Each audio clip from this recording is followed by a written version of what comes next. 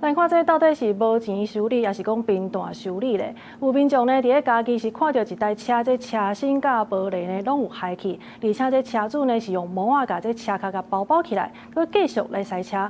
监理所是表示讲，若准车身呢已经损害甲真严重，就要赶紧开去处理，避免佮再驶上路。保鲜膜，保鲜膜。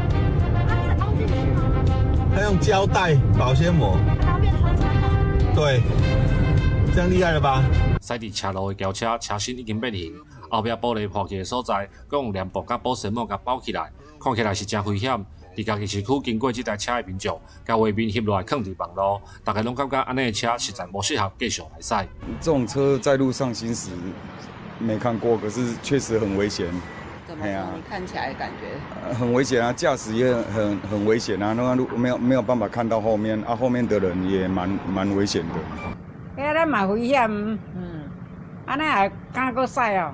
家己市警方表示，根据道路交通管理处罚条例第20条，汽车的引擎底盘也是车门有害去，且无修理，煞继续伫车路来驶，会来罚车主1800块到3600块以外，搁会扣牌照落来，要等到车修理好势、检验过了后，才会搁行回来。这个我们来看这台车后面已经都破损了，而且车门已经有变形了。那显然这台车在行驶上有安全的疑虑。那这台车我们应该需要实施召回做临时检验。 家己区监理所指出，就画面看来，车体歹去的所在只是用帘布甲保鲜膜固定，所以车身也是有可能会随时害去。